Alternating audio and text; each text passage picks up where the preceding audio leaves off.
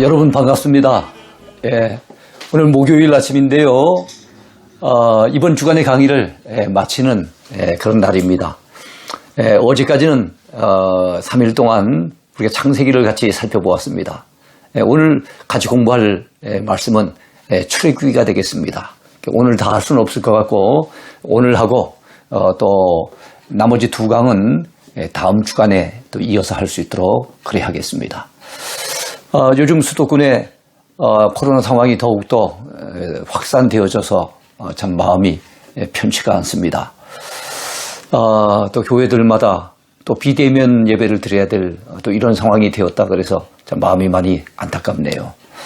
자, 우리가 이 코로나라고 하는 이 재앙의 긴 터널을 우리가 통과하고 있습니다만 쉽사리 빠져나오지 못하고 있습니다.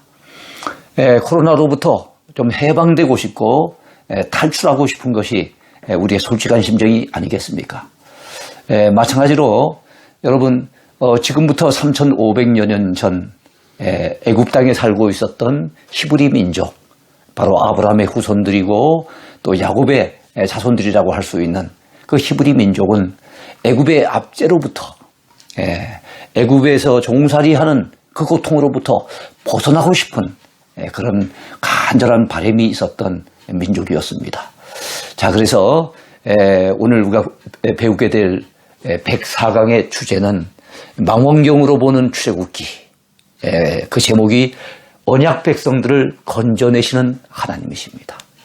여러분, 성경은 구원의 책입니다. 하나님에 의한 놀라운 구원을 중심 주제로 펼쳐져 나가는 책이 바로 성경책인데 그 성경책의 구원의 주제에 가장 잘 맞는 책이 아마 이 출애굽기가 아니겠나 생각이 듭니다. 출애굽기에서 이스라엘 백성들을 건져내시는 하나님의 놀라운 구원의 손길, 구원의 그 역사를 우리는 경험할 수가 있습니다. 자, 먼저 출애굽기 들어가기입니다. 출애굽기의 서론을 같이 살펴보겠습니다. 먼저 왜 출애굽기라고 이름을 부를까요? 명칭에 대해서 살펴보겠습니다. 출애굽기라고 하는 말, 엑소두스라고 하는 이 말은 70인역에서 유래된 말입니다. 벗어남, 탈출, 이런 의미를 담고 있습니다. 그래서 제가 지난번에 창세기 할 때도 말씀을 드렸습니다만 히브리어 성경에서는 성경책 제목을 그 책에 제일 먼저 나와 있는 한 소절, 바로 서두를 제목으로 삼습니다. 그런데 그 구약, 히브리어 된 구약을 헬라어로 번역을 해서 70인 학자들이 번역을 해서 만들었던 그 성경책이 있죠. 그 유명한 70인역 성경입니다. 70인역 성경에서 제목을 달 때는 항상 그 책의 주제를 중심으로 달고 있습니다. 아니면 주제를 중심으로 달거나 아니면 중심 인물을 중심으로 이렇게 달았습니다. 자, 그러므로 출애굽기란 애굽에서 탈출한 기록이라고 하는 뜻이겠죠. 출할 때 이 출이란 말은 탈출, 이런 의미가 있어요. 또 하나님 편에서 봤을 땐 구출해 주시는 그런 의미가 있겠지요. 자, 그렇다면 출애굽라고 했을 때 구출을 해 주셨는데 어디에서 구출해 주셨다는 겁니까? 애굽에서, 바로 이집트에서 구출을 해 주셨다는 겁니다. 아까도 말씀드렸지만 히브리어 성경에서는 이 책의 처음 두 단어를 따라 웰레 세모트, 그 이름은 이러하다, 첫 서두에 나와 있는 그 단어들을 가지고서 이렇게 이름을 붙입니다. 그 이름은 이러하다 그랬는데요. 그 이름이란 어떤 이름일까요? 바로 야곱을 따라서 애굽에 내려갔던 바로 그 70여 명의 그 사람들의 대표적인 이름을 얘기하는 것입니다. 여러분, 애굽은 어디겠습니까? 이집트입니다. 그래서 출 이집트기 이러면 될 텐데 출애굽기 하니까 좀 더 빨리 와닿지 않죠. 예수님은 처음 믿게 된다 보면은 이집트는 많이 들어봐도 애굽이란 말은 잘 못 들어보거든요. 애굽이라고 했을 때 이 애굽은 바로 한자로 음역한 것입니다. 여러분, 우리 로스앤젤레스를 나성이라고 부르죠. 그리고 또 오스트레일리아, 호주라고 부르지 않습니까? 그것처럼 바로 그 애굽이라고 이 한자로 하는 것은 원래 이름은 이집트였습니다. 마찬가지로 페르시아 역시도 바사 또는 파사라고 이렇게 부르지요. 우리는 중국의 영향을 받고 한자 문화권에 있기 때문에 우리의 성경도 바로 한자로 음력된 이런 부분이 많습니다. 자, 두 번째 저자입니다. 자, 출애굽기의 저자는 누구일까요? 자, 출애굽기의 많은 구절들이 모세가 이 책의 저자임을 밝히고 있어요. 스스로 밝힌다, 스스로 증거한다 그래서 자증이라 그러죠. 성경은 자증하는 경우가 많은데 출애굽기의 저자가 모세인 것을 출애굽기 스스로가 증거하고 있습니다. 자, 신약 성경에서 예수님께서도 모세의 저작권을 여러 군데서 인정을 하셨어요. 예수님이 인정하실 정도면 그 권위를 뭐 더 이상 우리가 묻지 않아도 되지 않겠습니까? 자, 세 번째 연대입니다. 출애굽의 연대는 언제일까요?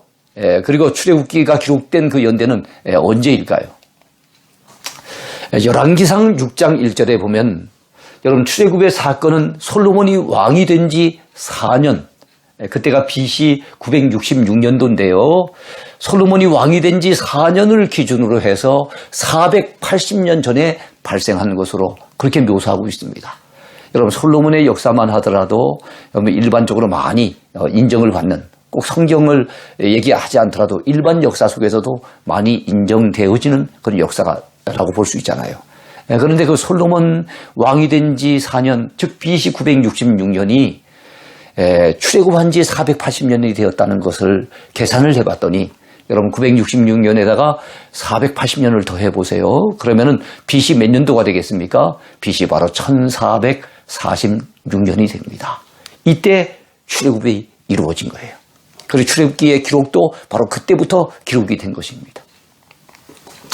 자, 애굽의 18대 왕조의 투트모스 3세, 이 투트모스 3세라고 하는 인물이 이스라엘 백성들을 압제를 하고 그리고 그들에게 아주 힘든 고역을 시켰던 그런 바로입니다. 바로.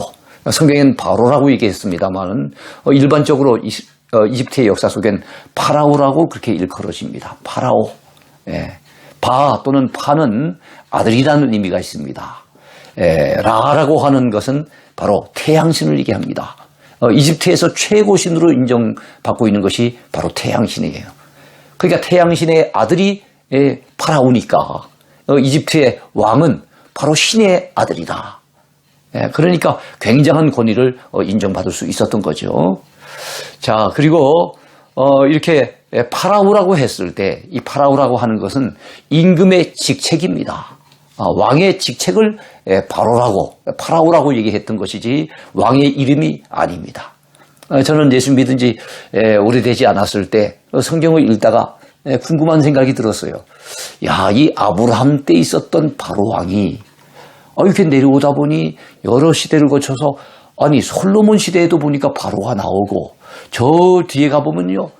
아니 그 요시야 왕 시대에도 바로가 나오고 바로가 막 계속 나오는 거예요. 그래서 이야, 이 왕은 도대체 얼마나 오래 산 것이냐.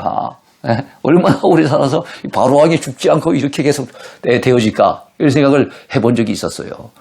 그래요. 잘 모르면 그렇게 착각할 수가 있는 거지요.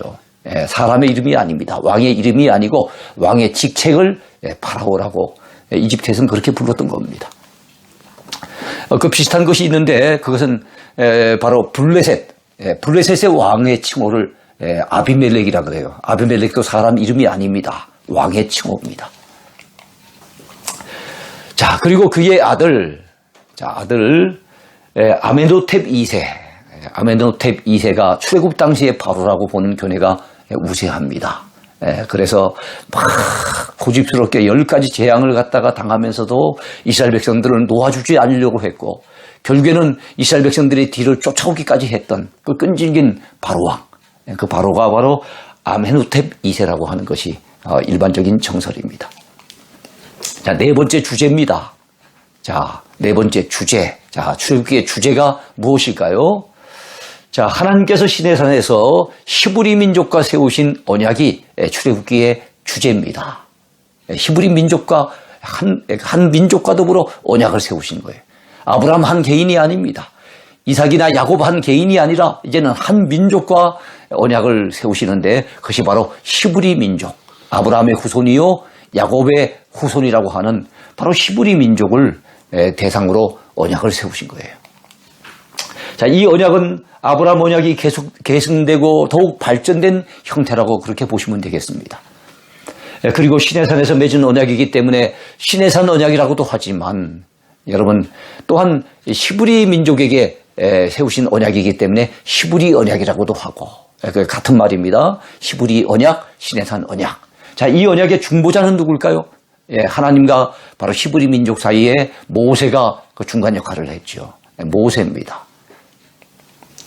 자, 다섯 번째 구조 분석을 볼까요? 자, 출애굽기는 어떤 구조로 이루어져 있을까요? 자, 이집트에서의 이스라엘 백성들의 종살이가 1장부터 12장까지 나와요.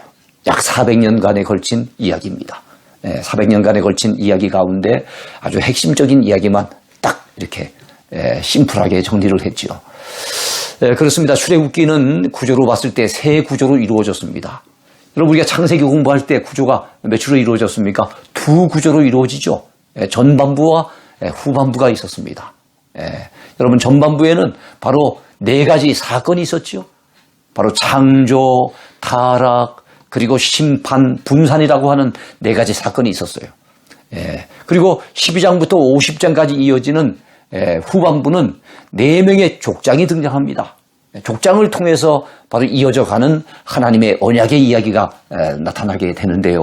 그 네 사람의 족장이 바로 아브라함, 이삭, 그리고 야곱, 요셉이 아니겠습니까? 이것이 창세기의 구조라고 한다면 출애굽기의 구조는 셋으로 나눠져요. 첫 번째 구조가 이집트에서 이스라엘 백성들이 종살이하고 있었던 그때 이야기를 함축해서 이렇게 잘 표현하고 있습니다. 1장부터 12장까지입니다. 자, 그렇다면 12장 후반부부터 18장까지는 어떤 내용이겠습니까? 노예 해방과 시내산까지의 출애굽 여정을 담고 있습니다. 이제 노예로부터 해방이 된 거예요. 출애굽되어져서 그야말로 자유를 얻어서 이제는 나오게 된 거예요. 나오게 돼서 시내산까지 다다르게 되는 동안에 약 2달이 걸립니다. 3월 제3월 첫째 날에 거기 도착했다고 했으니까 그동안 2개월에 걸쳐서 여행을 한 것입니다. 자, 그런데 바로 이것이 두 번째 출애굽기의 주제라고 이렇게 보시면 되겠어요. 시내산이라고 하는 곳은 굉장히 중요한 기착지입니다. 여러분 성경의 이야기 가운데는 때때로 중요한 장소를 중심으로 그 이야기가 펼쳐지게 되는데 출애굽 여정 속에서는 바로 출발했던 람셋이라고 하는 곳과 그 다음에 중간에 2달 만에 당도해서 10개월 정도 머물렀던 이 시내산이라고 하는 곳, 그리고 나중에 12사람의 정탐꾼을 갖다가 파견을 했던 가데스 바네아, 그 다음에 나중에 모세가 죽고 난 이후에 마지막 신명기 설교를 하고 이제는 여호수아에 의해서 새롭게 이제 가나안 정복을 위해서 출발했던 모압 평지, 람셋, 시내산, 그리고 가데스 바네아, 그리고 모압 평지, 이런 것이 여러분 출애굽 여정 속에는 굉장히 중요한 기점이라는 것을 여러분 알아두시기 바랍니다. 세 번째, 여러분 우리가 구조를 살피는 데서 출애굽기의 세 번째 구조는 어떤 내용일까요? 시내산에 머물러 있는 동안 약 10개월간 이스라엘 백성들이 하나님 앞에 바로 시내산 언약을 받습니다. 10계명을 받습니다. 그리고 갖가지 율법을 받습니다. 그리고 성막의 제도를 받아서 성막을 실제로 제작을 합니다. 바로 이런 중요한 일들이 벌어지는 것이 바로 출애굽기의 세 번째 구조라고 보면 되겠습니다. 19장부터 40장까지 나타나 있습니다. 여러분 출애굽기 펼쳐보기를 볼까요? 이젠 본론이 시작되는 겁니다. 펼쳐보기는 본론이에요. 출애굽기 본론에 들어가서 우리가 출애굽기를 다 상세하게 한 장 한 장, 한 절 한 절을 공부하기는 어렵습니다. 그래서 거기 구체적으로 굉장히 중요한 주제를 중심으로 망원경으로 갖다 보듯이 그 출애굽기의 숲을 우리가 살펴보게 될 것입니다. 자, 출애굽기 초반부에 소개되는 하나님의 선민들이 처한 상황이 어떠했는지를 우리는 출애굽기 1장을 통해서 잘 살펴볼 수가 있습니다. 여러분 출애굽하기 직전에 여러분 선민들의 상황은 어떠했을까요? 여러분 요셉의 요청에 의해 야곱을 따라 애굽에 내려간 히브리 민족은 여러분 몇 년이 지납니까? 400여 년이 지나가는 동안에 하나님의 축복 속에 기하급수적으로 그 수가 늘어납니다. 애굽에 야곱을 따라 처음 내려갔을 때만 하더라도 여러분 70명이었어요. 70명. 그런데 여러분 400여 년이 지난 동안에 엄청나게 창성한 거예요. 수적으로 많이 성장한 겁니다. 자, 그러다 보니 히브리 민족의 번성을 두려워한 사람이 있었죠. 누굽니까? 이집트 왕 바로 왕인 거예요. 바로 왕. 이 바로 왕은 옛날에 요셉을 갖다 총리로 세웠던 그 왕조의 바로 왕이 아니에요. 이 사람은 다른 왕조의 바로 왕입니다. 여기서 우리가 한 가지 궁금증을 해소하고 넘어가야 될 것 같아요. 자, 우리가 창세기의 끝에 가보면은 요셉이 참 흉년 시기를 갖다 잘 이겨내면서 정말 백성들로부터 애굽 국민들로부터 존경을 받게 되죠. 사랑을 받게 됩니다. 그리고 자기의 형제들을 갖다가 용서해 주면서 자기 아버지와 형제들 그리고 그 일행들 70여 명을 애굽의 고센 땅, 그 기름진 땅에다 모셔다가 잘 복양하게 됩니다. 여러분 그야말로 그때 대접을 받았던 것이 히브리 민족이었어요. 요셉 때문에 어깨를 쭉 피고 살았던 것이 그 당시 그 사람들은 아마 피자를 좋아했을 것 같아요. 어깨 쭉 피자 해가지고 그래서 그렇게 살았는데 아니 세월이 흐르고 난 다음에 창세기에서 출국까지 여러분 약 400년간의 그 텀이 있거든요. 그 텀을 넘어오는 동안에 상황이 여러분 급전하는 거예요. 급박하게 변했습니다. 어떻게 변했습니까? 대접받는 그런 사람들이 아니라 이제는 애굽에서 종살이하고 노예 생활하면서 고통을 받아야 되는 신음하는 그런 민족으로 전락이 돼버린 거예요.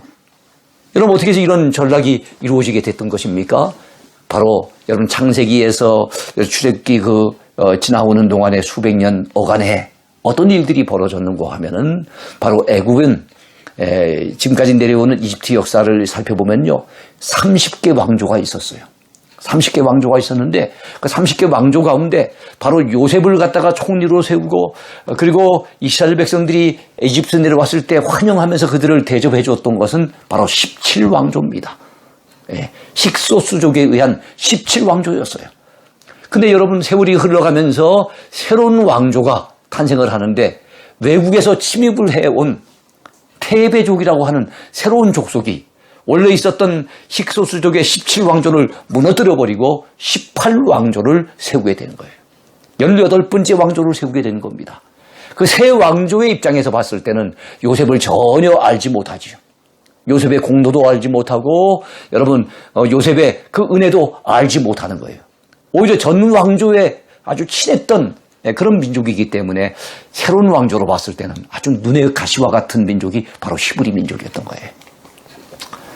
그래서 성경 출애굽기 1장에 보면 요셉을 알지 못하는 새 왕이 일어났다고 그렇게 말씀합니다.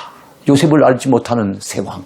이게 바로 18왕조, 테베 왕조의 파라오들이라고 보시면 되겠습니다. 자, 그들은 요셉이 총리로 다스리던 애굽의 17왕조인 힉소스족을 멸망시키고 그리고 새롭게 들어선 그런 왕조예요. 무슨 족이라 그랬습니까? 테베족입니다. 테베족의 왕이 다스리게 되었어요. 자, 새 왕조는 전 왕조와 친밀했던 이 히브리 왕조 철저히 견제를 합니다. 그리고 아주 무시를 하고 나중에는 그들을 아예 노예로 삼아버립니다. 비돔과 라암셋이라고 하는 곳에 국고성을 건축을 하게 됩니다. 여러분 그 공사에 바로 이 히브리 민족을 동원을 하는 거예요. 힘든 노역을 시킵니다. 그러니까 히브리 민족 입장에선 너무나도 어려운 일에 그 노역에 시달리게 되는 것입니다. 여러분 바로 왕의 시말 정책으로 인해서 남자아이들이 멸절을 당하는 그런 또 위기에 처합니다. 이스라엘 역사 속에는 슬픈 비극적인 날들이에요. 시말 정책이 뭡니까? 씨를 말리는 정책이에요.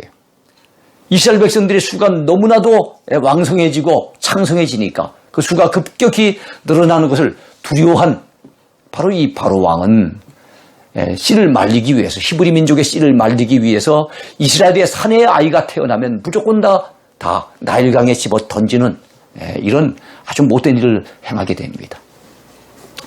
그러나 여러분, 학대를 받을수록 바로 이스라엘 백성들이 더욱 번성하게 됩니다. 그러니까 애굽 사람들 입장에서는 큰 힘이 될 수밖에 없었겠죠. 예.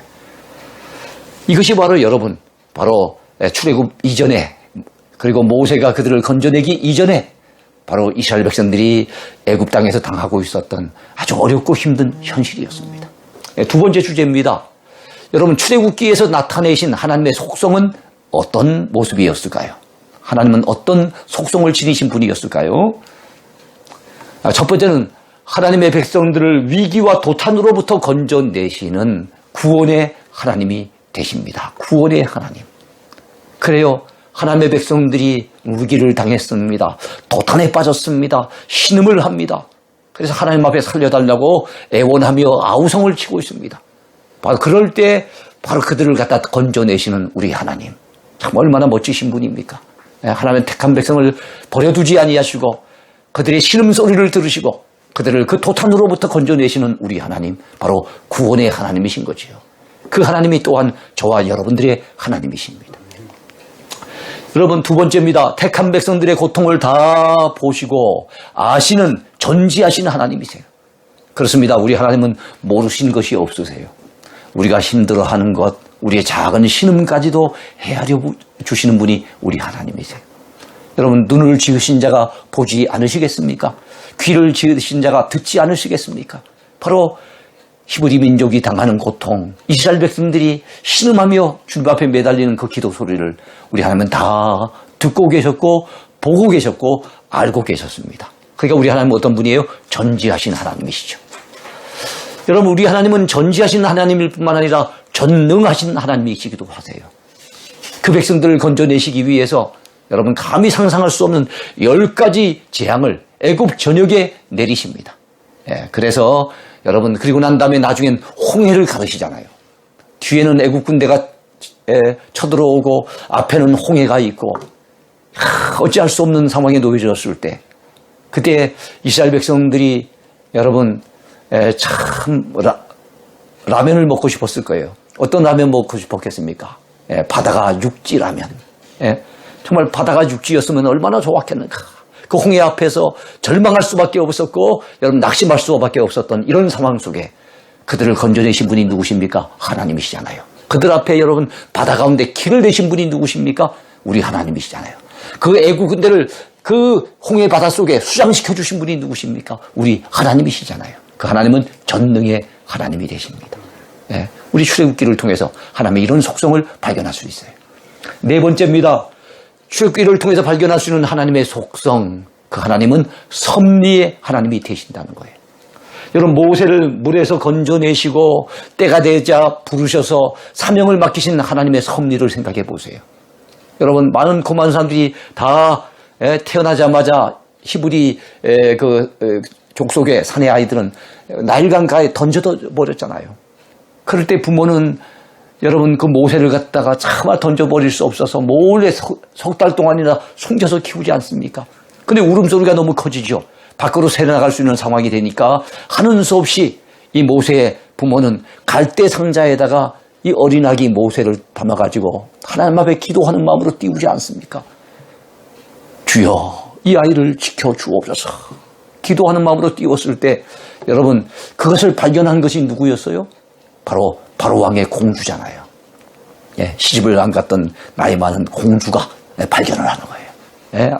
아마 여성의 그 모성적인 어떤 본능이 있지 않겠습니까? 그 떠내려가는 아이, 히브리의 아이임을 알고서도 차마 그 어린아이를 버릴 수 없어서 바로 이 공주가 챙겨오지 않습니까? 그리고 이름을 모세라고 지어줍니다. 물에서 건진 아이라고 하는 뜻이잖아요. 근데 하필 모세라고 하는 이름도 참 하나님의 섭리 같아요. 바로 이 모세는 나중에 그야말로 도탄에 빠져있는 자기 백성들, 자기 민족을 그 고통으로부터 건져내는 그런 역할을 감당하지 않습니까? 이 모든 것이 다 하나님의 섭리인 거죠. 다섯 번째입니다. 여러분, 출애굽기에서 발견할 수 있는 하나님의 속성, 어떤 속성이 있을까요? 모세의 발에서 실을 벗으라 명령하신 거룩하신 하나님이세요. 우리 하나님은 거룩하신 하나님이세요. 세상과 구별된 하나님이세요. 그러니까 하나님은 하나님의 택한 백성들을 부르시고 택하신 이후에 그야말로 그들 역시도 정말 세상과 구별된 거룩한 존재가 되기를 원하셨지요. 여섯 번째입니다. 출애굽기에서 발견할 수 있는 하나님의 속성, 스스로 계시는 자존하시는 하나님이세요. 하나님은 모세가 하나님의 이름이 무엇이라고 제가 전할까요? 백성들에게 뭐라고 전해야 되겠습니까? 했을 때 스스로 있는 자라고 말씀하셨어요. 세상의 모든 존재는 다 하나님에 의해서 지어진 존재들입니다. 그러나 하나님은 지으신 분이 없어요. 그래서 하나님은 스스로가 존재하시는 겁니다. 자존하시는 하나님, 스스로 존재하시는 자존하시는 하나님. 자, 일곱 번째입니다. 여러분 출애굽기에서 발견할 수 있는 하나님의 속성, 그것은 바로 유월절 예식을 정하여 지키란 명하신 구속의 하나님이십니다. 유월절 어린 양을 잡아 그 피를 갖다가 문설주와 문인방에 발랐을 때 그 피를 볼 때 내가 너희를 넘어가리라 말씀하시는 우리 하나님. 우리 하나님은 참으로 나중에 유월절 어린 양 되시는 예수 그리스도를 준비하시죠. 그래서 주님의 그 십자가의 피를 믿는 믿음이 있는 사람들은, 그 가슴에 그 십자가의 피가 있는 사람들은 어떻게 됩니까? 나중에 최후의 심판을 면제시켜 주시는 우리 하나님. 그 하나님은 구속의 하나님이세요. 구속의 하나님. 여덟 번째, 우리 하나님은 어떤 분이십니까? 만나와 메추라기를 선민들에게 내려주시잖아요.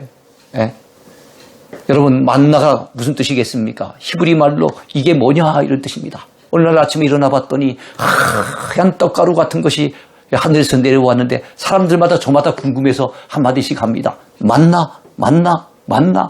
이게 뭐야? 도대체 이게 뭐지? 그래서 생긴 이름이 만나입니다. 물론 아람어로는 선물이라고 하는 뜻도 있어요. 하나님이 주신 선물이지요. 고기 먹고 싶어하는 그들에게 또한 메추라기를 공급해 주신 하나님. 어떤 하나님이십니까? 사랑의 하나님이시죠. 은혜의 하나님이시죠. 그 다음에 구름기둥, 불기둥으로 선민들의 갈 길을 이끄신 우리 하나님은 인도의 하나님이세요. 여러분, 그들 가운데는 모세를 비롯해서 어느 누구도 가나안 땅에 가본 사람들이 없어요. 어느 길로 가야만 가나안 땅으로 간지 몰라요. 광야에서 잘못 길을 들게 되어집니다면 정말 광야에서 헤매다가 죽을 수밖에 없어요. 근데 우리 하나님은 구름기둥, 불기둥으로, 낮에는 구름기둥으로, 밤에는 불기둥으로 그들을 인도해 가신 거예요. 얼마나 놀라운 은혜입니까? 열 번째, 또한 아브라함의 후손인 히브리 민족과 여러분 시내산에서 언약을 맺으신 우리 하나님. 어떤 하나님이십니까? 우리 하나님은 언약의 하나님이 되십니다. 자, 세 번째 주제입니다. 출애굽기에 등장하는 하나님의 언약에 대해 한번 살펴보겠습니다. 여러분, 자손 언약이 1차적으로 성취되어 70여 명이 200만 명이 넘게 늘어납니다. 남자 장정만 여러분 얼마가 됐어요? 약 60만. 정확히 얘기한다면 60만 3,550명이에요. 장정이라고 하는 것은 여러분 군대 나갈 수 있는, 전쟁에 나갈 수 있는 나이인데 바로 20세부터 60세까지를 얘기합니다. 20세 이전을 따지고 60세 이후를 따지고 그 다음에 거기는 여성들은 포함하지 않았잖아요. 여성들의 숫자가 또 절반은 이상 된다고 봤을 때 남녀노소를 다 합친다면 200만 명이 넘는다 그래요. 어떤 학자들은 약 250만 명 정도로 봅니다. 그러니까 이 자손 언약, 하나님께서 아브라함에게 내 씨가, 내 후손이 하늘의 별과 같이 땅의 틸꿀과 같이 많게 되리라고 하셨는데 1차적으로 여러분 바로 이 자손 언약이 이루어지는 거예요. 지금 예수님을 믿고 있는 저와 여러분들도 다 아브라함의 후손 아닙니까? 그러니까 아브라함의 후손들은 엄청나게 많아진 거죠. 그러니까 이 역사를 다 따져본다면 진짜 엄청난 수지만 일단 출애굽 당시만 하더라도 70명이 250만 명이 됐으니까 얼마나 그 수가 많이 늘었습니까? 그러니까 자손 언약이 이루어지게 된 거예요. 그 다음에 여러분, 땅 언약의 성취를 위해 우리 하나님께서 그들을 애굽으로 갔다가 떠나게 하시잖아요. 출애굽시키시잖아요. 왜요? 가나안 땅을 주심하고 그들의 조상들에게 이미 약속하셨잖아요. 그 약속을 이루시기 위해서 우리 하나님이 그래 하신 겁니다. 그래야만 약속의 땅 가나안으로 갈 수 있기 때문이에요. 그래야만 우리 하나님의 약속이 이루어지잖아요. 그러니까 이 출애굽은 하나님의 약속의 성취라고 보셔야 됩니다. 또는 아브라함 언약이 하나님께서 한 개인과 맺으신 언약이라고 한다면 이제 이 시내산 언약 또는 이 히브리 언약은 여러분 한 민족 이스라엘과 맺으신 언약이에요. 한 민족 이스라엘과 맺으신 언약. 하나님이 여러분 모세를 통해서 이스라엘 백성들에게 말씀하십니다. 세계가 다 내게 속하였나니 너희가 내 말을 잘 듣고 내 언약을 지키면 너희는 모든 민족 중에서 너희가 내 소유가 되겠고 너희가 내게 대하여 제사장 나라가 되며 거룩한 백성이 되리라. 그렇게 말씀하셨어요. 출애굽기 19장에 나와 있는 바로 히브리 언약의 핵심입니다. 하나님께서 너희를 내 소유 삼아주겠다. 제사장 나라 삼아주겠다. 거룩한 백성이 되게 하리라 그랬어요. 내 말을 잘 듣고 지켜 행하기만 하면 그리 해주시겠다는 거예요. 여러분, 하나님의 언약은 반드시 이루어집니다. 누가 방해를 해도 어떤 장애물이 있어도 반드시 이루어집니다. 아브라함과 그 후손들에게 약속하신 대로 그 자손들이 생육하고 번성하지요. 이것이 바로 하나님께서 약속하신 언약이기 때문에 그렇게 이루어져 나가는 겁니다. 그러나 사탄의 하수인인 악한 세력들은 하나님의 백성들이 번성하는 것을 원치 않았습니다. 그들의 방해로 인해서 하나님의 백성들에게 때로는 고난이 임하게 되는 것입니다. 하나님께서는 그 조상들에게 언약하신 대로 그들의 후손들인 이스라엘 백성들에게 가나안 땅을 주시려고 애굽 땅에서 그들을 이끌어 내신 겁니다. 그래서 출애굽의 역사가 이루어지게 된 거지요. 바로 하나님이 그 조상들에게 하셨던 약속을 이루게 하시려고. 그 성경은 말씀합니다.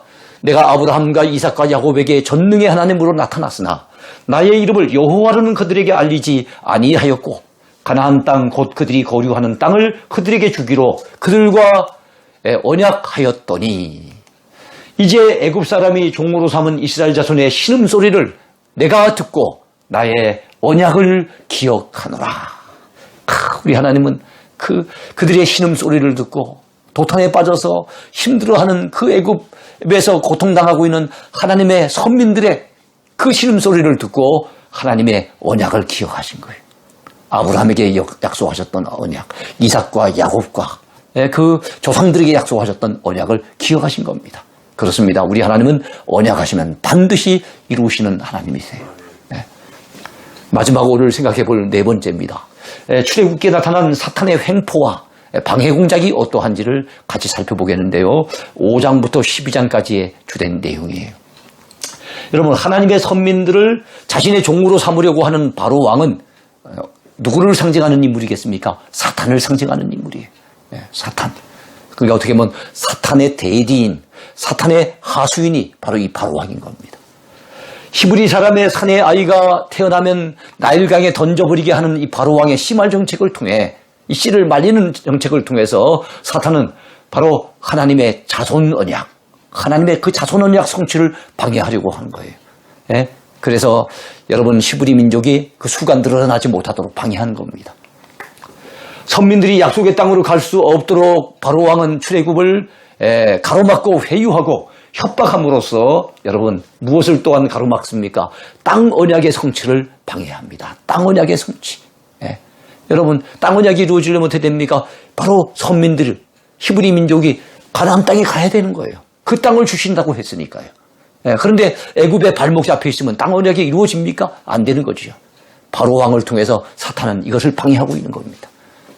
10가지 재앙 중에도 바로 왕은 이스라엘 백성들을 보내줄 것처럼 말했다가 숨을 쉴만 하면 자기 말을 바로 뒤집어 버려요. 여러분 바로 왕이다 보니까 바로 뒤집어 버립니다. 약속했다가도 바로 뒤집어 버려요. 자, 선민들이 출애굽한 후에도 애굽 군대는 다시금 쫓아와서 끝까지 포기하지 않으려고 했습니다. 여러분 보내주고 난 다음에도 아쉬워가지고 또 쫓아오는 이 애굽 군대, 이 바로 왕은 대단히 끈질긴 존재입니다. 이 바로 왕의 끈질김은 사탄의 끈질긴 속성을 잘 보여줍니다. 사탄은 우리를 넘어뜨리려고 미혹해오고 시험할 때 한두 번 하다 말지 않아요. 얼마나 끈질긴지 모릅니다. 그러나 그 어떤 공작과 방해도 선민들을 구원해내시려고 하는 하나님의 열심, 이 하나님의 열심을 당해낼 수가 없어요. 여러분 성경에 종종 등장하는 중요한 단어가 하나님의 열심입니다. 어느 유명한 목사님의 그 책 제목이기도 하네요. 하나님의 열심. 그 하나님의 열심이 저와 여러분들을 오늘 부르셨고 구원해내신 거예요. 얼마나 감사한 일입니까? 그래서 우리가 알고 있는 출애굽의 역사가 일어나게 된 겁니다. 이 모든 것이 하나님의 역사였어요. 이 모든 것이 하나님의 은혜의 역사고 기적의 역사고 이 모든 것이 하나님의 열심에 의해서 이루어진 역사라는 것을 믿으시기 바랍니다. 오늘 강의 여기까지입니다. 오늘도 주안에서 행복하십시오. 감사합니다.